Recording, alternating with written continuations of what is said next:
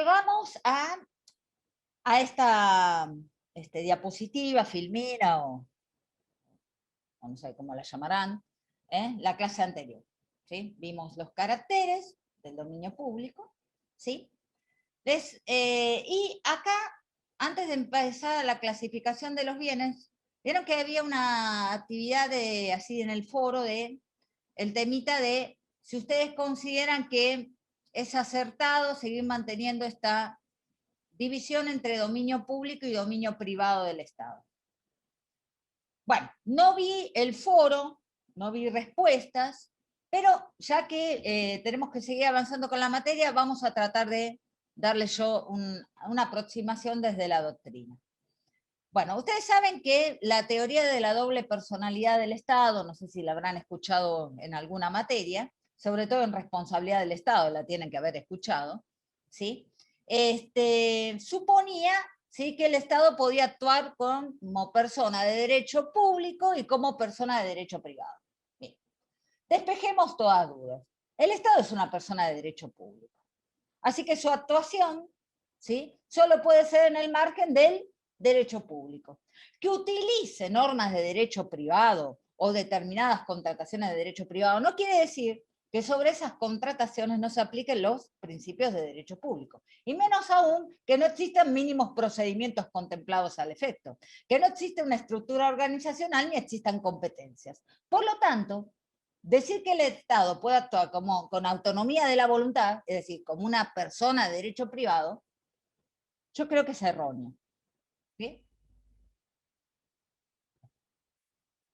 Y esa teoría de la doble personalidad está completamente desplazada. Bien, en base a esa teoría de la doble personalidad, es que se afincó esta clasificación que sostuvo el nuevo Código Civil y Comercial, que ya venía del artículo 2340 y 2342 del Código Civil, que era dividir el dominio del Estado, es decir, para algunos, los que afinquen en la teoría de la propiedad estatal, para eso di las teorías, la clase pasada, los que afinquen en la teoría de los derechos reales administrativos, los que afinquen en la teoría de la potestad quedan al margen de esta clasificación y la desconocen, por supuesto, porque no le interesan tanto los bienes, sino las potestades que se ejercen. ¿Bien? Entonces, los que afincan en la teoría de la propiedad estatal dicen, no, miren, hay una propiedad estatal con diferentes órdenes en el derecho público de protección. ¿Bien? Entonces, hay una protección intensa que me lleva a estos tres caracteres, inenajenable, inembargable e imprescriptible. Entonces a eso se lo llama dominio público. Bienes con protección intensa destinados al uso común. ¿Bien? Como para no confundirnos. También hay bienes con una protección que, por supuesto, al ser bienes públicos, al ser bienes del Estado, tienen su protección, pero que no es tan intensa como aquellos que sean de naturaleza esencial para el uso común y que de ninguna manera podrían ser de uso privado, porque están fuera de comercio. ¿Ok? Entonces, esos bienes que podrían estar dentro del comercio, por lo tanto no tienen esa protección intensa, ¿ok? No tienen esa protección intensa, pero que el Estado utiliza y los debo proteger en el derecho público para las actividades de uso común, denominamos bienes del dominio privado, hoy receptados en el artículo 236 del Código Civil Comercial. Y por último, existen bienes que el Estado utiliza en su actividad interna, ejemplo, edificios públicos, ¿no?, en donde en realidad no están destinados al uso común de manera inmediata, sino que están utilizados para la satisfacción del interés general, pero por vía instrumental. Es decir, que esa estructura edilicia, por ejemplo, esos bienes del Estado aplicados a la actividad administrativa satisfacen el interés general, pero de manera mediata, no están destinados al uso común. Por eso no puedo yo ir, porque en algún momento, vieron que a veces uno en las defensas, bueno, un fallo de la justicia local ordenaba dar una vivienda, ¿sí? Es más, pagarle en realidad un alquiler de 2 ambientes a todos los que se presentaran en una causa colectiva. ¿Se imaginan? O sea, ¿por qué? Porque la ciudad es proactiva en su protección de los derechos, ¿sí? Tiene cláusulas de acción positiva. ¿Qué quiere decir esto? No se garantiza el derecho a la propiedad, se garantiza la vivienda. Una cosa es garantizar el ejercicio del derecho, perfecto, lo hace la Constitución Nacional, y otra cosa es garantizar el acceso a la vivienda. ¿Se entiende la diferencia? Entonces, si vos garantizás el acceso a la vivienda, tenés que poner medidas de acción positiva. Cuando no pones la medida de acción positiva, ya sea porque son imposibles los subsidios que se otorgan, ¿sí? O porque no hay un plan de viviendas o XW, bueno, vienen los fallos colectivos. Y ahí, bueno, imponían eso. ¿Por qué les hago esta impronta? Porque de repente a mí se me ocurrió decir, bueno, está bien, entonces utilicemos también para que viva la gente los edificios públicos, porque si no podemos pagar el alquiler a todos, de paso incluía el Poder Judicial, obviamente, para que todos vayan a vivir a las oficinas de las juezas en ese momento. Fue muy gracioso porque en realidad era impresentable ese argumento en el sentido de que esos edificios no son de uso común, ¿se entiende? O sea, son propiedad del Estado, son bienes del Estado, pero son para la organización interadministrativa. Entonces no son, satisfacen de manera inmediata el interés general, pero no son de uso común. Por eso les quería hacer estos distingos, ¿eh? Entonces, los que son de uso común y los que no son de uso común. Los que están fuera de comercio, 235, y los que podrían o no estar dentro del comercio, pero que satisfacen de manera ya sea inmediata o mediata, ¿sí? Y a esos son los que denominamos bienes privados del Estado. ¿Se entendió? Pero en realidad, dominio público, dominio privado, no. Dominio del Estado sería lo más correcto para hablar, ¿sí? Con propiedad, ¿sí? Por eso, bienes estatales, dominio del Estado, ¿sí? Sería lo más. Eso en cuanto al debate este que se proponía en el foro, que no vi respuestas, pero bueno, viene con esto, viene del acervo de la doble personalidad del Estado. Vayamos entonces un poquito avanzando a la clasificación de los bienes. Ahí está. Lo van a encontrar en todos los manuales. Así que, según su titularidad, obvio, a ver, ¿cuáles son de uso exclusivo y cuáles son de uso común? 235 o 236. Eso lo definió por delegación de las provincias, ¿sí? El Congreso. Ahora, la titularidad puede ser dispuesta, ¿sí? Ya sea por ley nacional, provincial o por ordenanza municipal. La ciudad de Buenos Aires, ya sabemos, a partir de provincia de Córdoba contra Ciudad de Buenos Aires, competencia originaria de la Corte, equivale a provincia, listo, se acabó el debate y la ley Cafiero, en ese sentido, ¿no? Bueno, sobre su condición material, clasificación inmuebles, muebles, ahora me detengo un poquito en muebles, bienes materiales y derechos. Me detengo un poquito en muebles, ¿por qué? Porque ahí van a encontrar un debate en la doctrina. Y dicen, perdón, esta lapicera, ahora no estoy en la oficina, así que yo puedo ser titular del dominio, del derecho real de dominio, la definición de 1882 del Código Civil y Comercial, de mi lapicera. Ahora, si yo estoy en la oficina, esta lapicera, ¿bien? Integra el dominio, entonces muchos, ¿y por qué? Porque sabemos que hay delitos de orden penal sobre apropiación del dominio público, es decir, no es lo mismo dominio privado que dominio público para el impacto, ¿verdad? Entonces, Marienhof dice, la característica del dominio público es ni más ni menos, de alguna manera, que sea significativo y de rango permanente o cuasi permanente. Por lo tanto, aquellos bienes que impacten de una manera insignificante, ¿sí? Dentro de lo que es la actividad estatal, podríamos decir no estarían incluidos como bienes muebles, ¿sí? Eso es una posición doctrinaria, ¿sí? Estar a la significancia de esa materialidad para decir si ese bien mueble está o no incluido, ¿sí? Esto lo vamos a ver un poquito No sé quién se dedica a administración de bienes. Bueno, hay gente en la sala de espera. Bueno, no sé quién se dedica a la administración de bienes, ¿sí? En su dependencia, pero nos orienta mucho el inventario, ¿sí? Es decir, hay una oficina que siempre se dedica al inventario, vieron que nos rotulan, por ejemplo, la mesa tiene numerito, la compu tiene numerito, ahora la lapicera no le ponen numerito, ¿entienden? Entonces nos van orientando mucho en cuál sería, según la significancia, el buen mueble a considerar. ¿Bien? También aquellos que se adquieren por caja chica no son inventariados. ¿Se entiende? Entonces, esto como para ver qué incluimos dentro de los bienes muebles. Bien inmaterial. Bien inmaterial. Ustedes saben, acá se incluyen en general los derechos de autor, ¿sí? El patrimonio cultural, vieron que ahora está incluido dentro de los nuevos derechos también, el derecho al patrimonio cultural, ¿sí? De mucha significancia en algunas ciudades, por ejemplo, con reconocimiento expreso para su protección en la Constitución de la Ciudad de Buenos Aires. Entonces acá tenemos bienes que pueden conjugar desde el punto de vista mueble, pero también desde el punto de vista inmaterial, porque a veces, como mueble, una escultura de arcilla no vale nada, ¿bien? O sea, por la materia. ¿Por qué vale?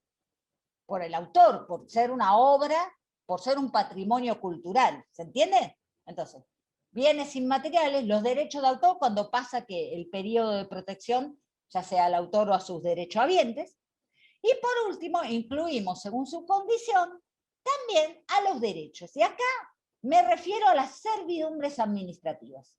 ¿Sí? Vieron que por eso está buena la teoría de los derechos reales administrativos, porque no solo abarca el derecho real de dominio, sino también las servidumbres, que son derechos sobre cosa ajena. ¿Bien? Según el tipo de objeto inmueble. Bueno, acá tenemos el terrestre, el aéreo y el hídrico, con todos los problemas que nos trae el espacio aéreo.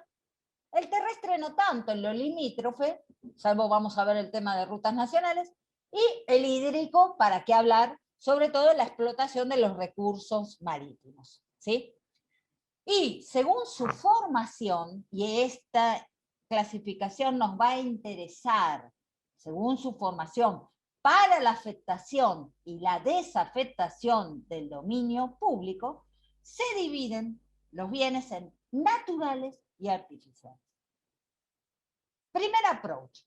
Los bienes naturales están receptados en el 235 del Código Civil y Comercial.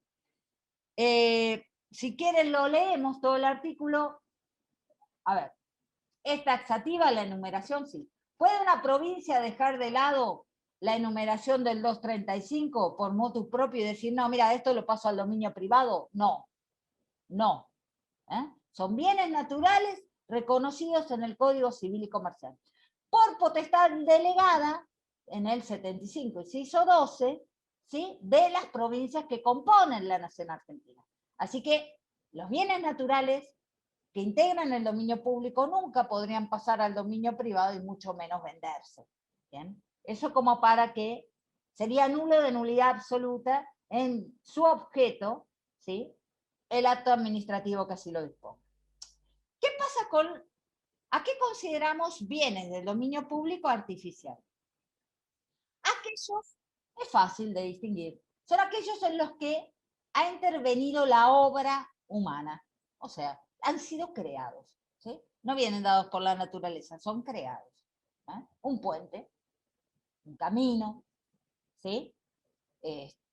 Cualquier bien, a ver, un hospital, un puente, un camino, una escuela, todas las obras públicas. ¿Bien? Entonces, esos son artificiales. ¿Quién decide crearlo? ¿Quién decide crearlo? Que sea dominio público está definido, o dominio privado, bueno. Acá me refiero a la terminología del Código Civil y Comercial. Está definido en el Código Civil y Comercial. Pero ¿quién decide crearlo? Es potestad local.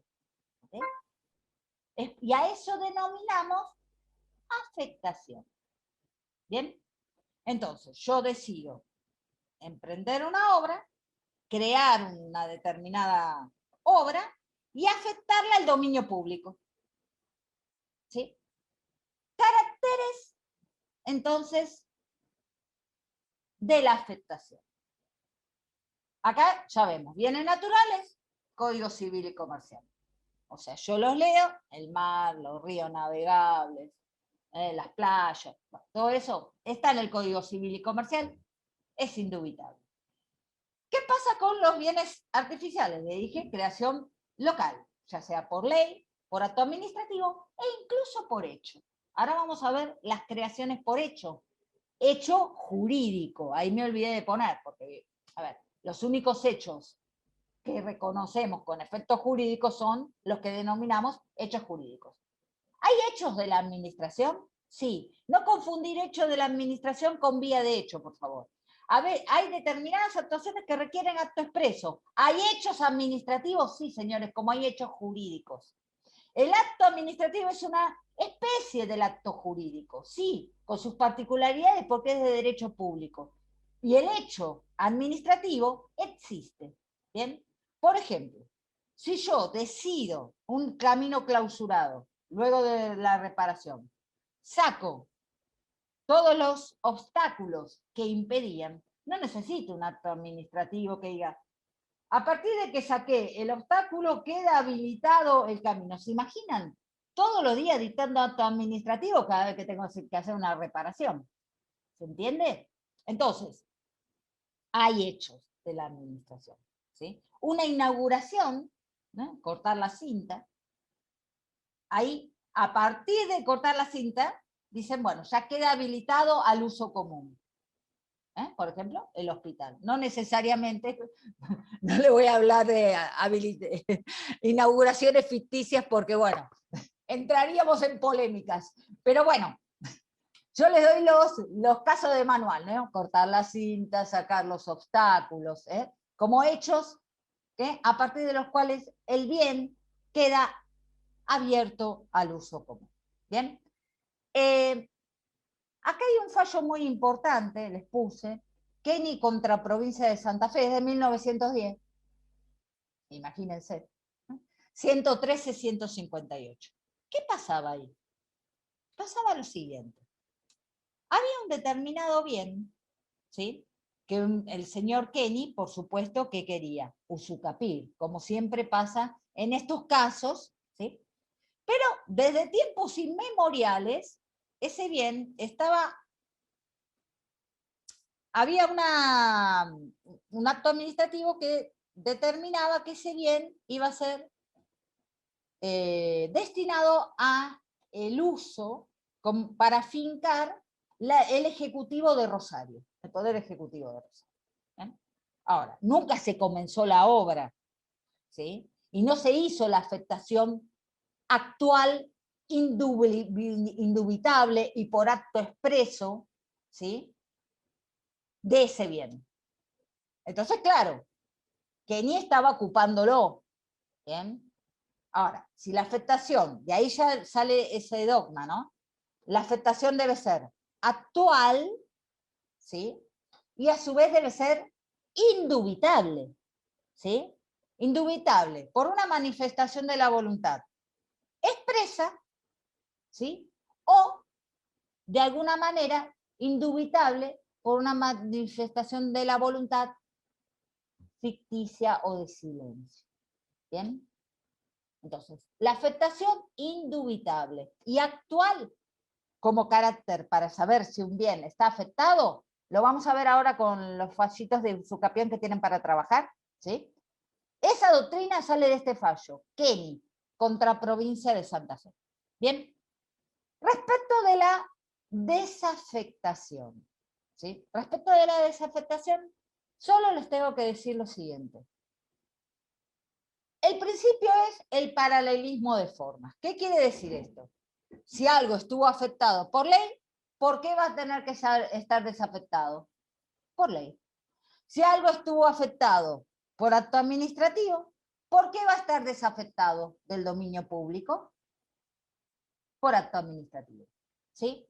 Lo mismo, si de repente quiero sacar un camino del uso común Porque, ya sea porque voy a reformar la obra, le voy a cambiar el curso a la obra o algo, y pongo la barrera de clausura, queda desafectado por el mismo hecho administrativo por el cual, cuando yo levante la barrera, va a quedar nuevamente afectado al uso común. ¿Bien? Acuérdense que el 237 del Código Civil y Comercial establece que el dominio público, el carácter más esencial es la afectación al uso común. ¿Bien?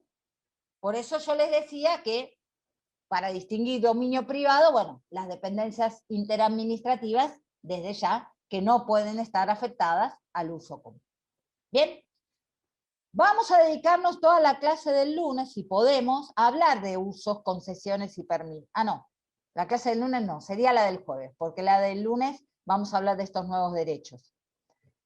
Voy a dar también los aspectos económicos, ojalá me llegue con el tiempo. Pero a usos le vamos a dedicar, porque los contratos administrativos aledaños, con más todo el tema del uso exclusivo y el carácter de los bienes de los concesionarios, lo tengo que dar. ¿Bien? Pero les voy haciendo una aproximación que es, ¿sí? ¿Por qué? Porque me va a servir para hablar ahora de dominio y jurisdicción. ¿Bien? Entonces, uso común y general, ¿sí? Conforme disposiciones reglamentarias, porque desde ya, ¿qué uso debo hacer yo del espacio público? ¿Cualquier uso?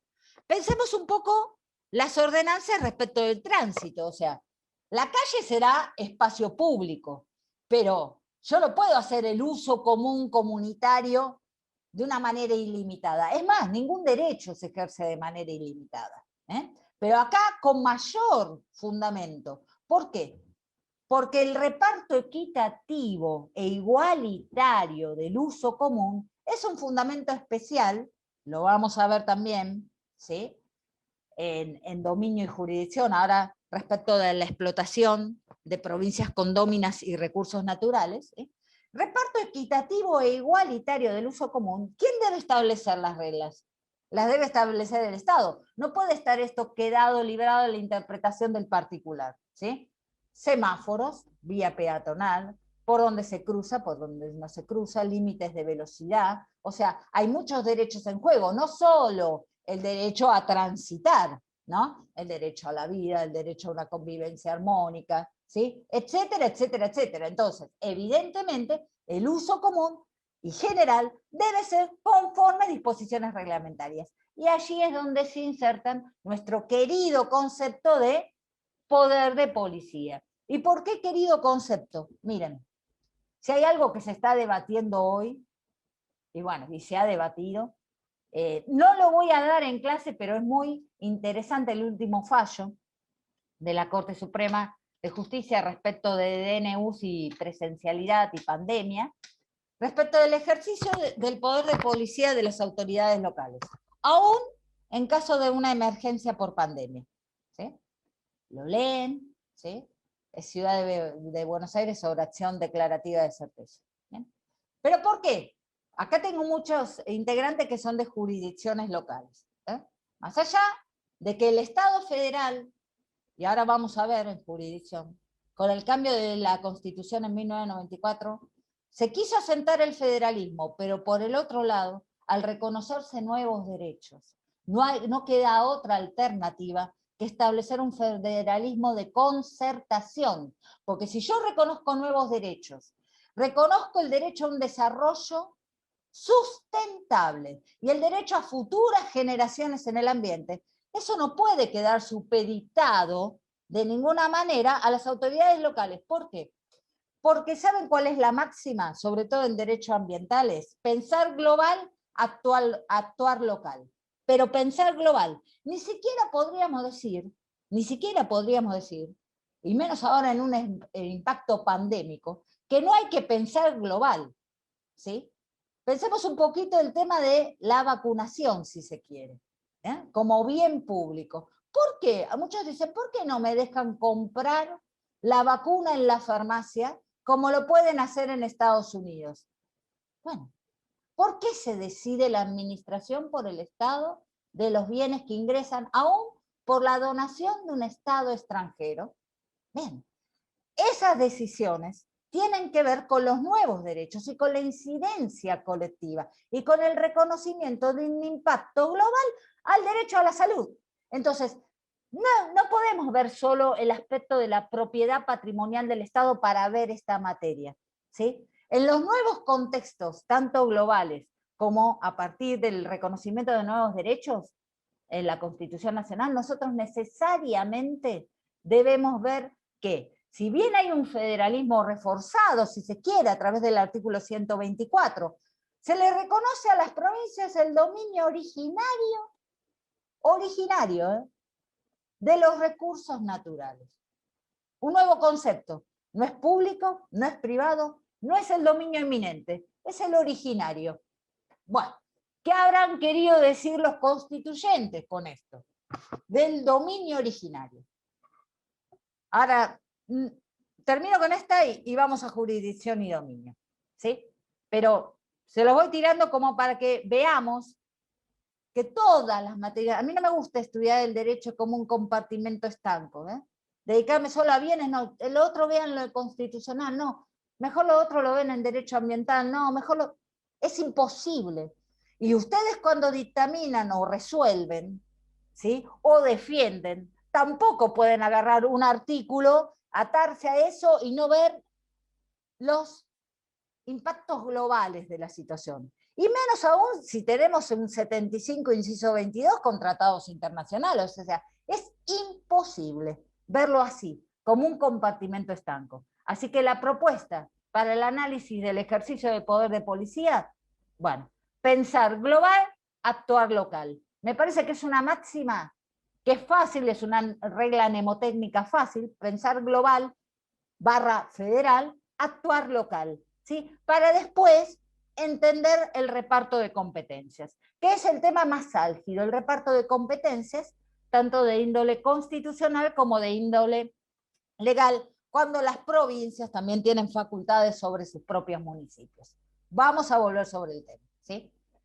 Otro de los caracteres de ese uso común o general del dominio público, que sea libre, gratuito, igualitario, no sujeto al límite temporal, por eso les hablaba un poquito de los bienes muebles insignificantes, porque si no está sujeto al límite y la temporalidad de alguna manera y la entidad hacen a que el bien sea considerado estatal o público, bueno, evidentemente el no estar sujeto al límite temporal también es uno de los caracteres para ese uso.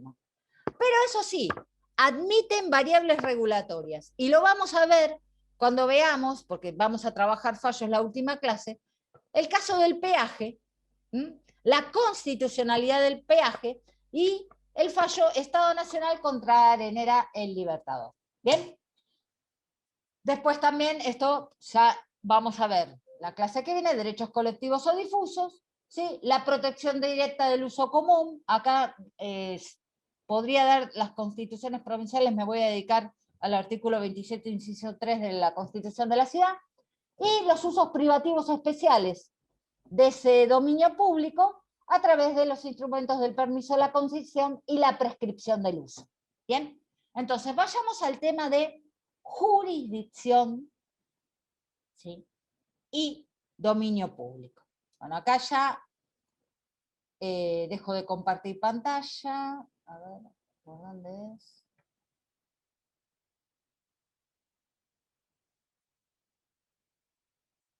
Bueno, la verdad, no lo sé.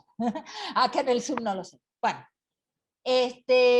vamos al tema de jurisdicción y dominio. Miren, primero el concepto. Por eso les leí el 1882 del Código Civil y Comercial.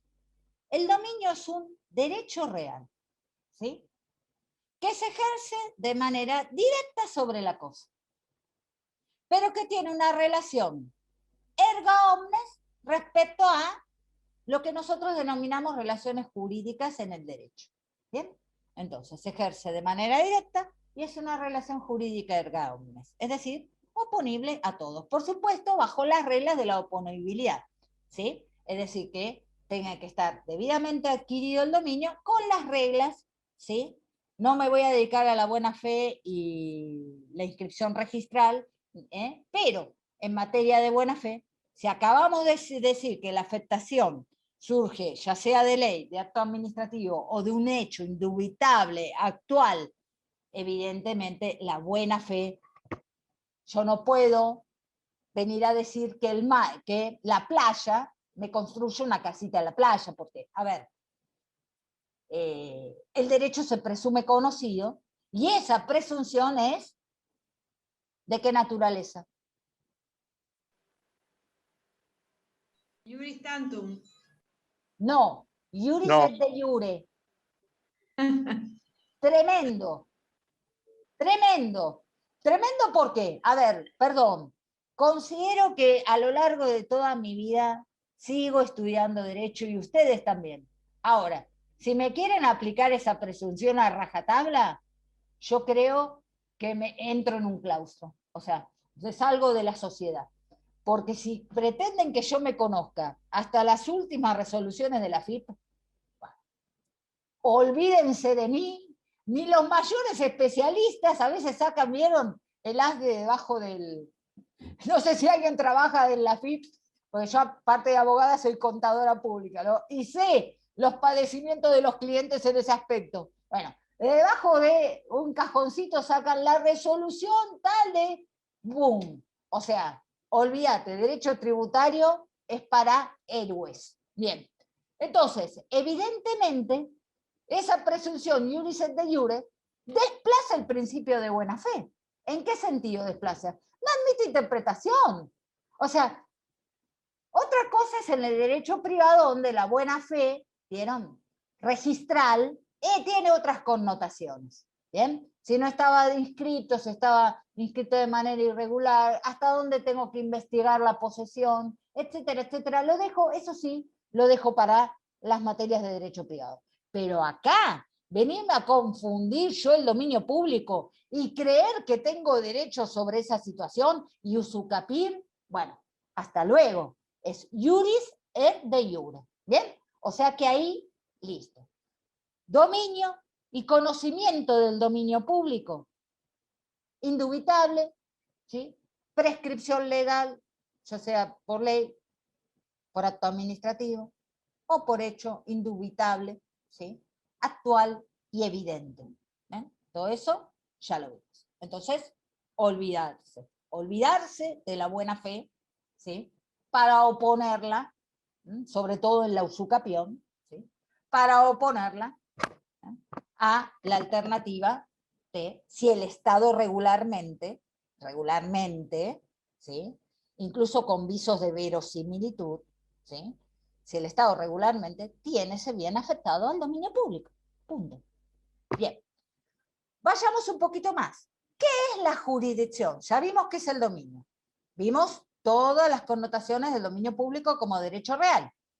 Ahora, ¿qué es la jurisdicción? ¿Qué es la jurisdicción? Es la atribución potestativa de la persona jurídica estatal para establecer relaciones jurídicas, para establecer límites a los derechos. ¿Sí? Entonces, ejerzo jurisdicción. No la confundan, vieron que siempre decimos la jurisdicción en materia procesal. No, no, no, no. El concepto de jurisdicción es algo más amplio. ¿Sí? Entonces, es esa atribución potestativa. Por supuesto, a ver, toda potestad y toda competencia, ¿qué rango tiene? ¿La puedo yo inventar? ¿La puedo ejercer? ¿Me puedo atribuir una potestad Legal. o una competencia? Muy bien, legal en sentido amplio. ¿Sí? Incluso ahí a la Constitución y la fuerza normativa de la Constitución, bueno, lean el hermoso ensayo de Vidar Campos al respecto. ¿Bien? Pero incluyo la ley en sentido amplio. Entonces, competencia, potestad constitucional, competencia infraconstitucional y de ejercicio obligatorio, bueno, yo creo que todas las leyes de procedimiento administrativo, les debo el derecho comparado local, ¿sí? Pero todas las leyes de procedimiento administrativo evidentemente dicen que la competencia es de ejercicio obligatorio. Así que la jurisdicción no tiene nada que ver con el dominio. el dominio es el derecho, la jurisdicción, la potestad o la competencia. Por eso yo les di esa diferencia entre la doctrina de la propiedad estatal y la doctrina de la potestad. La doctrina de la potestad, ¿de dónde va a ser hincapié? En la jurisdicción. ¿Qué me importa? Si el bien es estatal, ¿cómo? La clasificación de los bienes, no, me interesa la jurisdicción. ¿Quién ejerce la autoridad de decir qué se hace con ese bien? ¿Entendido? Eso es lo que le interesa a la teoría potestativa. ¿Bien? Al resto. Y por supuesto, todas las protecciones que yo creo sobre ese bien. ¿Bien? Entonces, eso, teoría potestativa. Dominio, derecho. A veces no coinciden el dominio con la jurisdicción. No coinciden a veces. Ese es el problema. El problema que van a tener en todos los conflictos que en dominio público se le presenten, entre diferentes jurisdicciones. ¿Es un problema exclusivo de los bienes estatales? No. Para reglamentar cualquier derecho, poder de policía, tenemos el mismo problema, porque hay reparto de competencias en la Constitución Nacional, que a veces son muy difíciles de entender. ¿Sí? ¿Cuáles son las potestades del gobierno federal? Materia federal. ¿Cuáles son las potestades locales?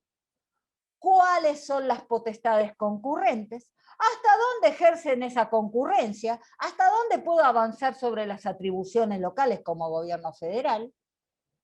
Es decir, el mismo problema que existe en el poder de policía existe acá, pero acentuado porque tiene impacto económico directo en materia de dominio. Y por supuesto, cuando hablo de impacto económico directo, hablo de recursos naturales.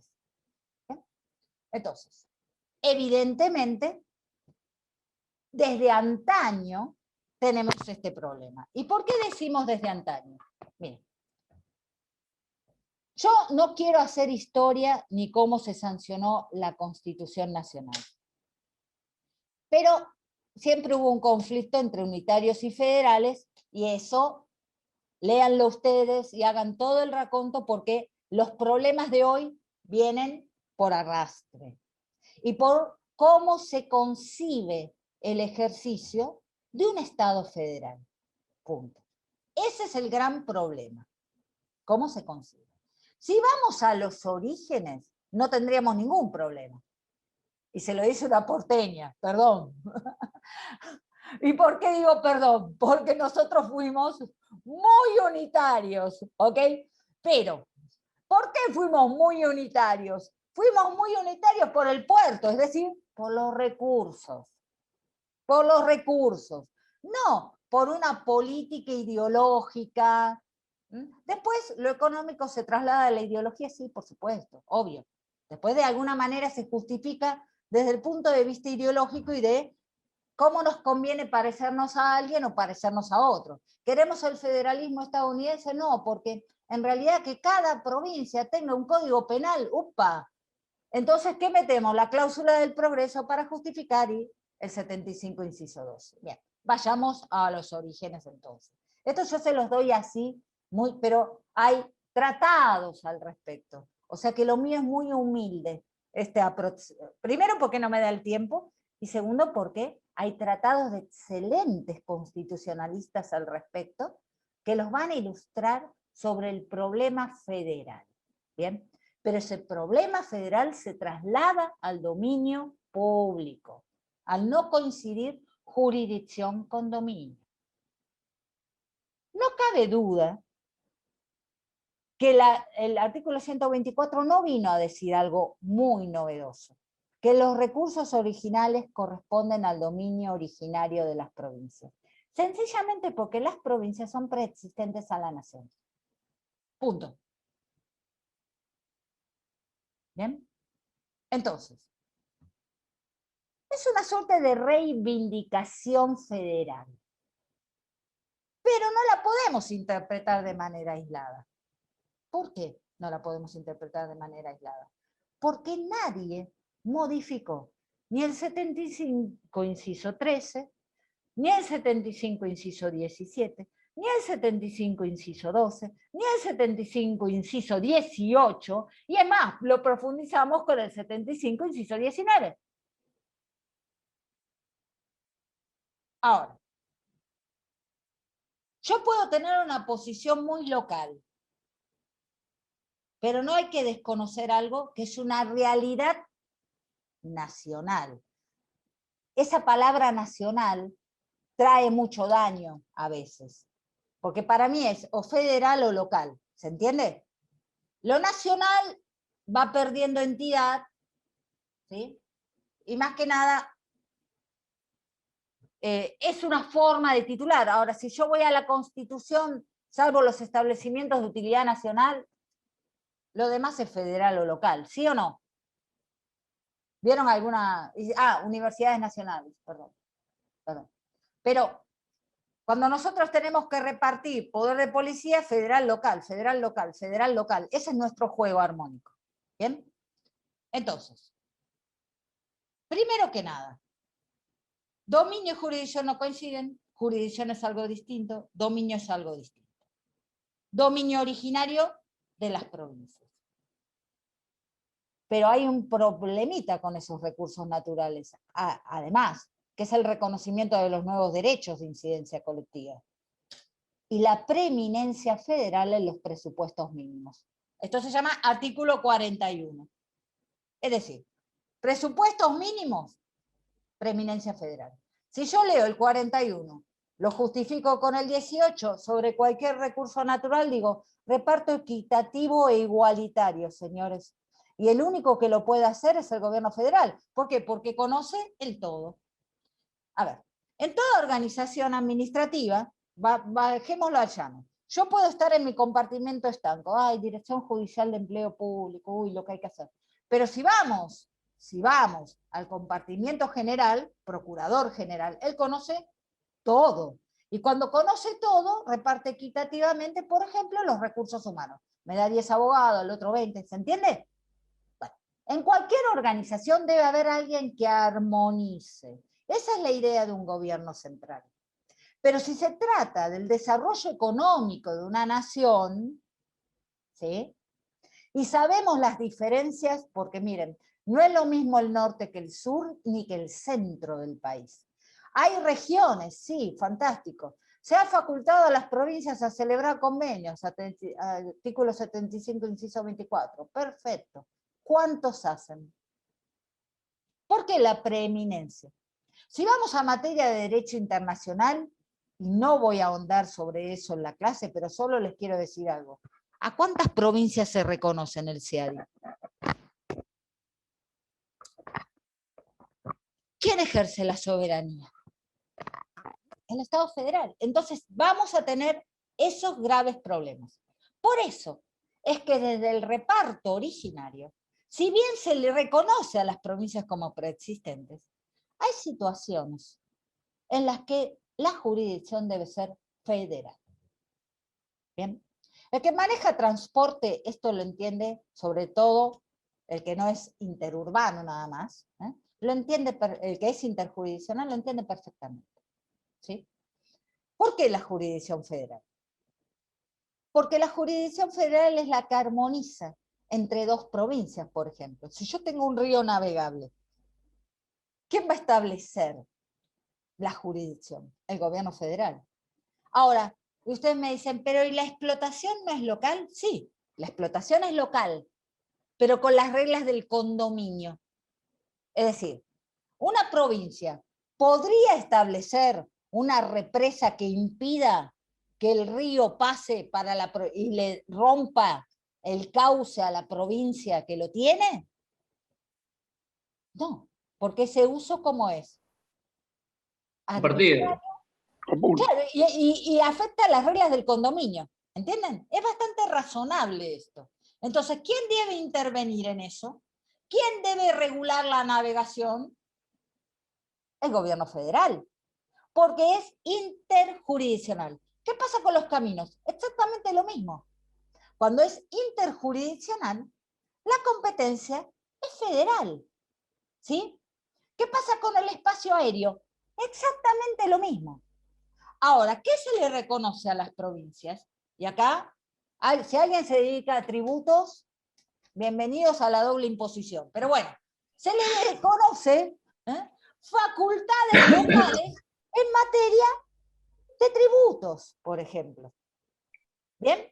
Y por eso, a veces decimos, che, ¿cuántos peajes hay que pagar acá? ¿Sí o no? Bien, tenemos problemas en ese aspecto, pero no se las puede privar a las provincias del peaje. ¿Por qué? Porque el uso, no la jurisdicción, el uso del recurso está en cabeza de las provincias. Como regla general, jurisdicción, cuando es interprovincial, gobierno federal. Ahora, cuando ese dominio público está en cabeza de los dos condóminos, los dos tienen derecho al uso, de manera equitativa y razonable, ¿ok?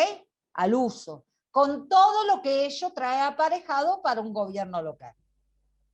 Sin embargo, hay algunos problemitas, y yo me voy a referir, porque tenemos que irnos a las aulas, no vamos a profundizar esto, porque derecho ambiental para mí, no solo por la pandemia, recursos naturales y derecho ambiental es el tema, y el aprovechamiento de los recursos naturales.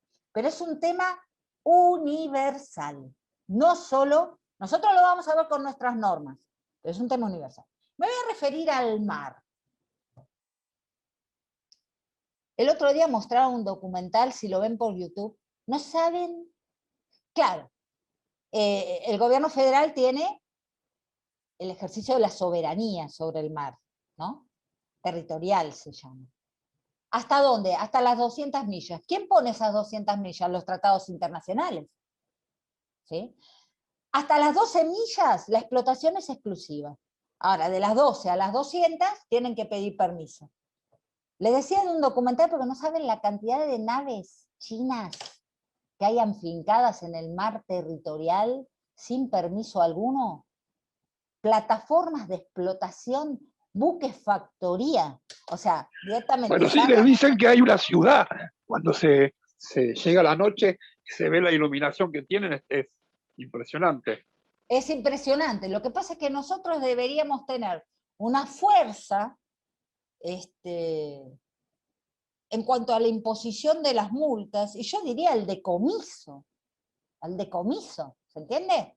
Aplicarlo fuertemente, porque si uno no tiene la infraestructura, vos le podés aplicar una multa, te la van a discutir, vamos a ir al derecho internacional, tenemos que mandar abogados, todo, ya sabemos cómo, a la larga, a la larga, a la larga. Ahora, si vos ejercés el decomiso, pero para eso que tenés que tener una infraestructura monstruosa. Se entiende que la soberanía sin infraestructura también es letra muerta, ¿no? Soberanía sin infraestructura. Entonces, volvamos al mar. El Código Civil y Comercial decía que es dominio público el mar territorial, hasta el límite de que impongan los tratados internacionales. Perfecto. Pero empezó a decirse que el mar territorial es dominio de las provincias con litoral marítimo. ¿Bien?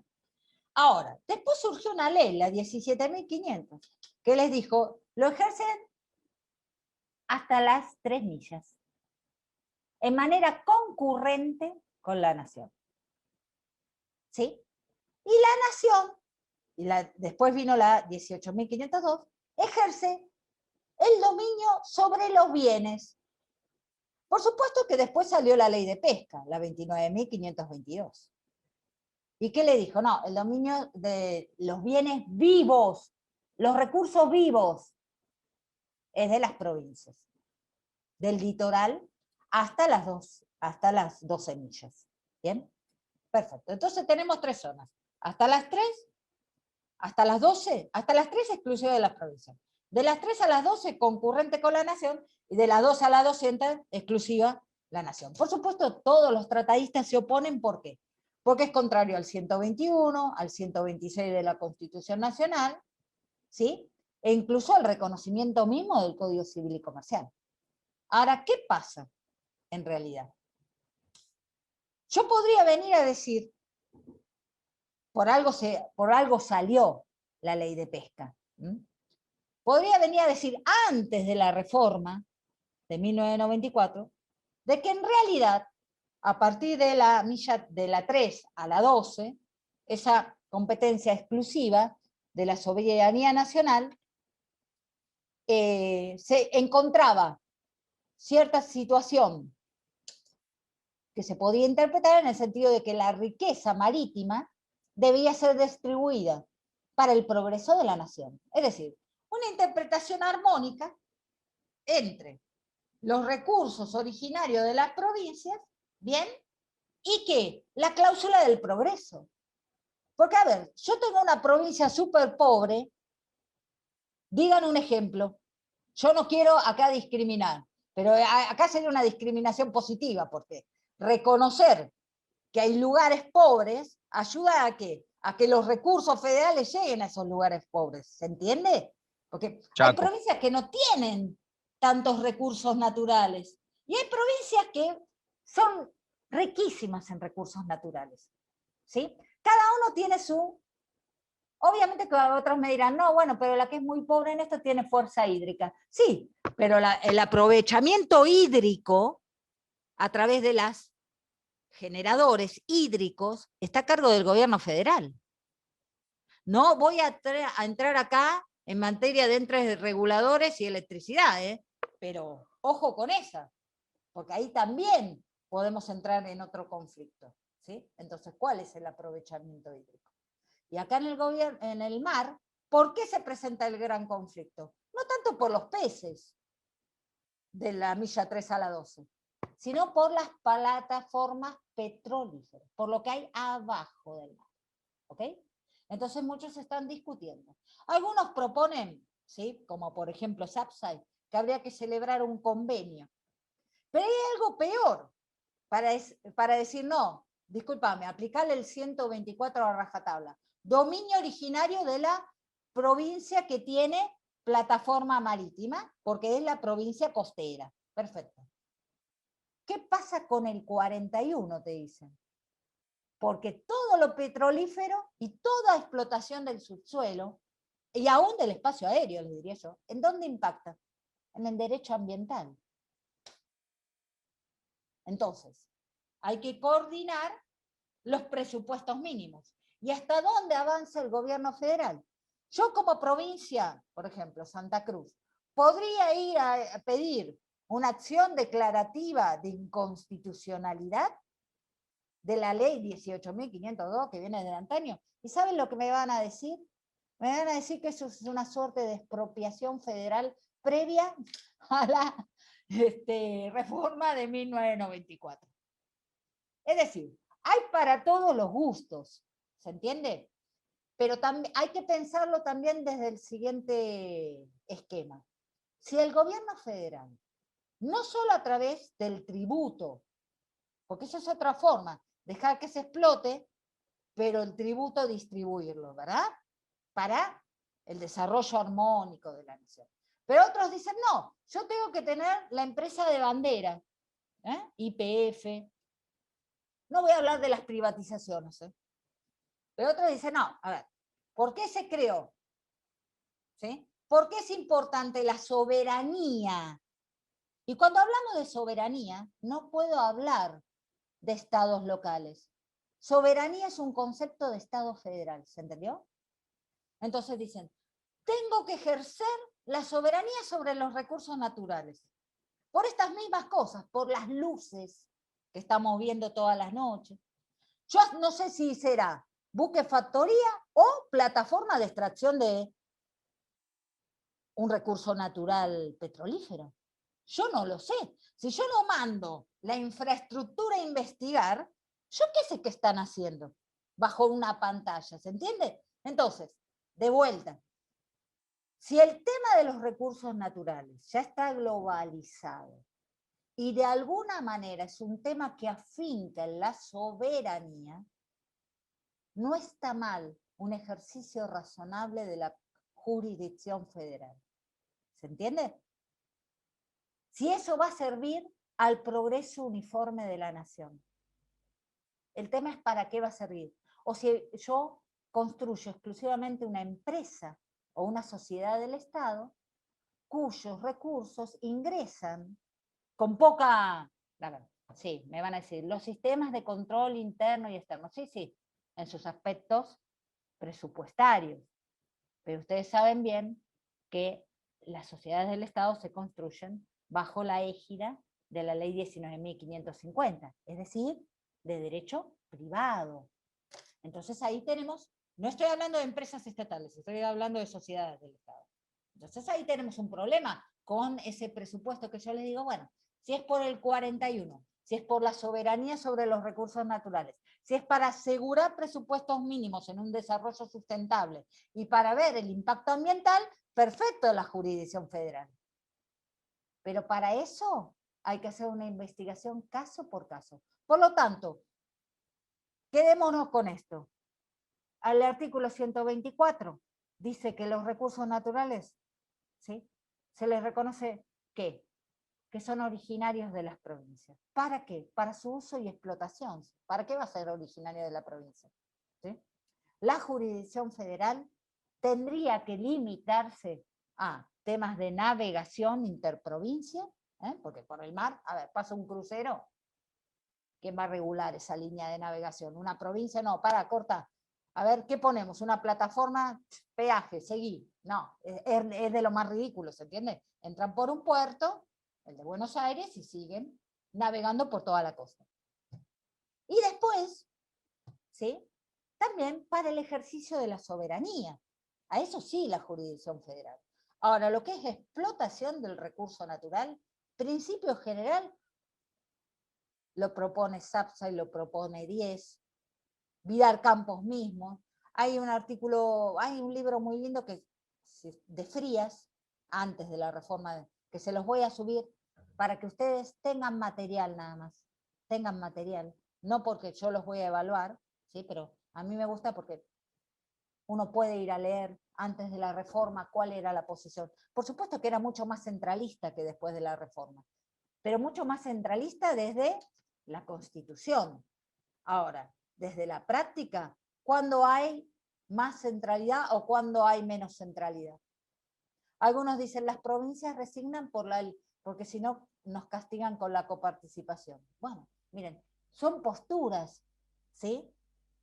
Lo cierto es que desde la prédica, la reforma de 1994 trajo aparejada, ¿sí?, el federalismo de concertación. ¿Bien? Y, por último, lean la Ley de Vialidad Nacional, la 13.502. Eso para todo lo que es la regulación de caminos interjurisdiccionales. Un último concepto. Desde ya que una ruta, no me voy a referir a ningún caso judicial, ni penal. Desde ya que una ruta construida con fondos nacionales, aunque sea en una jurisdicción provincial, es de jurisdicción nacional. ¿Ok? Fondos nacionales, presupuesto nacional, jurisdicción nacional. ¿Bien? De allí que tengamos tantas rutas nacionales. ¿Por qué? Muy probablemente porque las provincias también son pobres. Bien. Los dejo, pobres, digamos.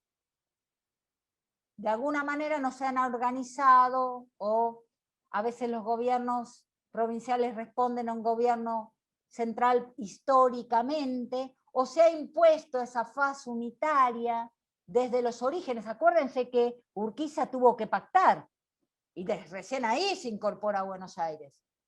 Por eso decimos, Constitución de 1853 / 1860. 60. Exacto.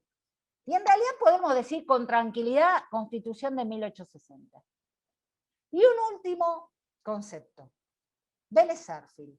¿De dónde era? De Córdoba, ¿no? Estudió en Córdoba. En Córdoba, no sé si ahí tengo un cordobés, en la Universidad Nacional están los manuscritos del Código Civil. Están muy lindas porque ahí van a despejar dudas de dónde tomó las fuentes, porque todos le dicen, ay, el esbozo de Freitas, no, vayan y lean los manuscritos para saber exactamente, más allá de las notas, porque las notas se debatieron. Acuérdense que es una ley, 1869, ¿no? Bueno, gran debate entre Mitre y Vélez Sarsfield en el Congreso, cuando había que aprobar el Código Civil. ¿Por qué? Por los ríos navegables. Vélez proponía que se deje la jurisdicción a las provincias, cuando eran interjurisdiccionales, y que se convenie entre provincias. Mitre, ¿qué dijo? Federal. Federal. Y ahí arrancamos, ¿se entiende? Pueden ir al debate, creo que está en internet, de 1869, y así seguimos. Por eso, yo les doy los orígenes de estas cosas, porque yo les podría hoy recitar la Constitución, pero no la vamos a entender si no entendemos cómo se llega a eso. Y se llega de esta manera. Por eso, hay interpretaciones armónicas que ustedes pueden tomar a favor de las provincias, el 124 a rajatabla, que las provincias preexisten a la nación, que la nación argentina se basa en un preámbulo, en donde se reconocen los pactos preexistentes. Por lo tanto, los pactos preexistentes integran la Constitución Nacional. Sí, por supuesto. Yo tengo una Constitución Nacional con la que empecé a estudiar, ¿sí? Que es muy linda, porque ¿saben qué? Tiene pactos preexistentes, preámbulo, Constitución y todos los tratados internacionales reconocidos. Esa es la Constitución Nacional. Esa es la Constitución Nacional. ¿Bien? No es otra. Pactos preexistentes, preámbulo, la Constitución y todos los tratados incorporados, que no están por encima de la Constitución. Yo soy de la posición de que incorporadas a la Constitución son Constitución. En esto, discúlpenme, pero sí estoy con Rosati. Control de convencionalidad, no. Sigue siendo control de constitucionalidad. Sí son mi Constitución los tratados, en las condiciones de su vigencia, por supuesto. Son mi Constitución. ¿Cómo yo puedo decir aplico el tratado? No, aplico el 75, inciso 22. ¿No es más fuerte así? Ya sé, desde el discurso, poner aplico el tratado queda más humanitario, más que yo soy súper progresista. No. Si yo digo aplico el 75, inciso 22, estoy diciendo que aplico el Tratado de San José de Costa Rica, si está incorporado. ¿Entienden? Entonces, podemos aplicar discursos, podemos decir, entonces, ¿qué es mi Constitución? Pactos preexistentes, preámbulo. Por supuesto, esta es mi posición, podemos no compartirlas, podemos poner a los tratados internacionales por encima de todo. Ahora lo único que les pido, un pequeño favor para eso. ¿Dónde está la jurisdicción supranacional? Nada más, ¿eh? Yo lo único que les pido es que haya un tribunal supranacional que aplique esos tratados, pero con fuerza de verdad legal, no con opiniones consultivas. Y que sean ejecutables de manera directa y que no vengan acá a ser refutadas por la Corte Suprema, etcétera, etcétera. Es decir, es un concepto de soberanía supranacional. Soberanía supranacional. ¿Quién lo tiene? La Comunidad Europea lo tiene. Eso sí, ahora con el problema del Brexit y otro problemita más, nunca se dieron una constitución. Hay un tratado. Hubo ensayos. Pero tienen derecho común, ¿eh? Tienen código civil y comercial común, tienen el derecho penal, por supuesto, tienen órganos, tribunales supranacionales, por supuesto. En materia de contratación ni que hablar. O sea, en materia de preferencias. Ojo con las preferencias locales en la Comunidad Europea, para la contratación pública. Pero ahí hay órganos supranacionales que aplican el derecho, pero lo aplican de manera directa. Y van los particulares a esos órganos supranacionales, ¿eh? No van los estados. Bueno, puede ir enjuiciado el Estado, pero yo particular puedo ir. ¿Se entiende lo que les quiero decir? Entonces, por eso yo digo, bueno, mientras tanto no está mal decir 75 inciso 22, sencillamente por un tema de jurisdicción. Para ser más estrictos, ¿sí? Sencillamente por un tema de jurisdicción.